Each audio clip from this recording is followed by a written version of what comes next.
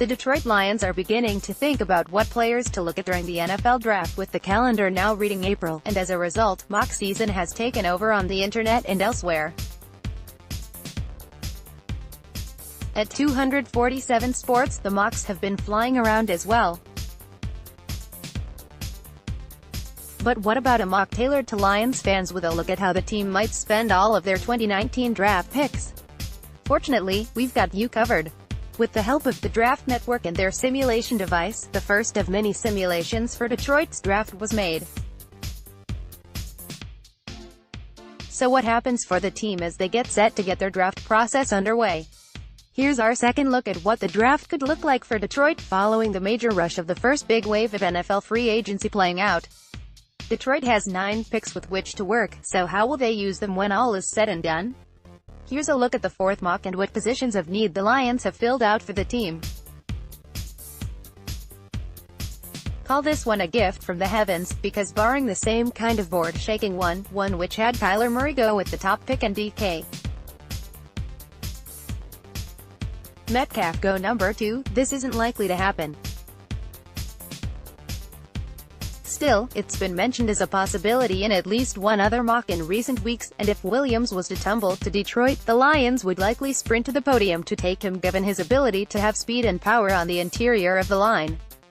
This would be a huge steal, make no bones about it. Maybe not the biggest name to come out of his own college in this draft, Brown is a guy who has skyrocketed up draft boards himself in recent months thanks to his big playability. If the Lions could land him in round 2, they'd likely be thrilled, as he is a true playmaker and speedster that can wreck defenses. Along with Marvin Jones and Kenny Golladay, this would be a phenomenal trio for the Lions at wideout.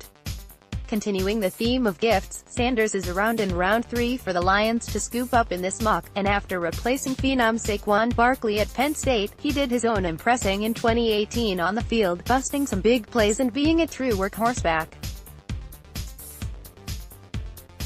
With a 1-2 punch of Sanders and Kerryon Johnson with some C.J.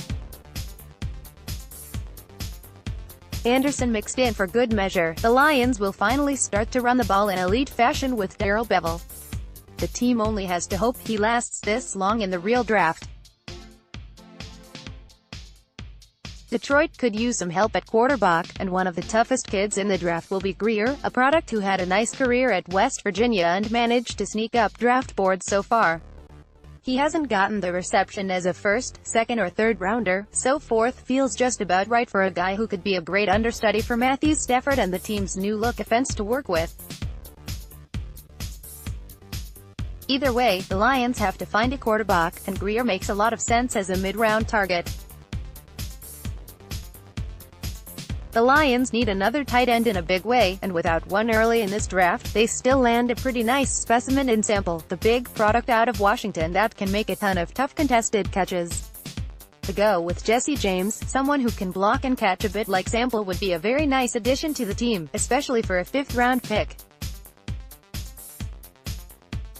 This could be a good move for the offense. The Lions need an edge presence, having already picked up Williams in addition to Trey Flowers in free agency.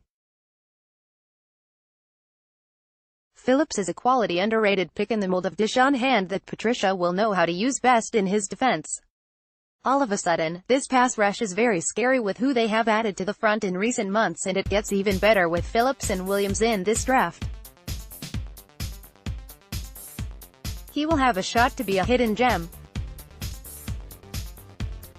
The Lions have a major need at cornerback for a ball-hawking playmaker, and Moreland is an intriguing name from small school James Madison. He's been mentioned as a player the team has sniffed around, and for good reason. 14 career interceptions is a huge number for anyone, and Moreland has a bit of a playmaker pedigree as a result and could be one of the top early round corners off the board. Clearly, the Lions are interested here, so watch him closely. Would be nice to add him to the secondary to compete this late. Interestingly enough, Roberson was a transfer from Texas, and he's been put on the radar as it relates to being perhaps a day 2 pick in the NFL draft.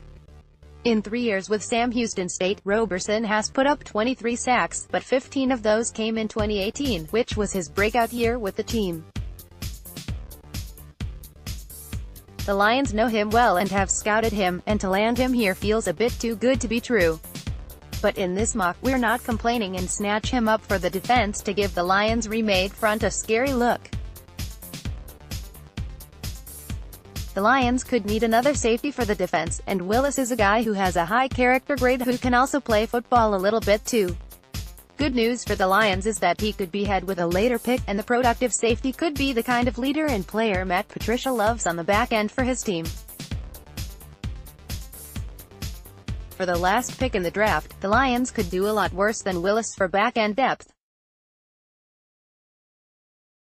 Detroit's needs have changed some post-free agency rush, so the Lions are more wide open now in terms of being able to take the best players at key spots on the roster. That allows them to maneuver around the board and take some chances in this mock. Like previously said, this mock feels too good to be true with the team's first 3 picks, given they were able to land arguably the top can't-miss defensive lineman, an elite wideout and a solid running back.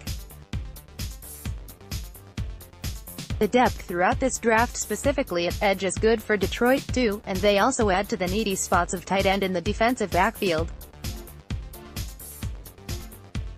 All told, a steal of a mock for the Lions, especially early. They'd have to love the board falling like this.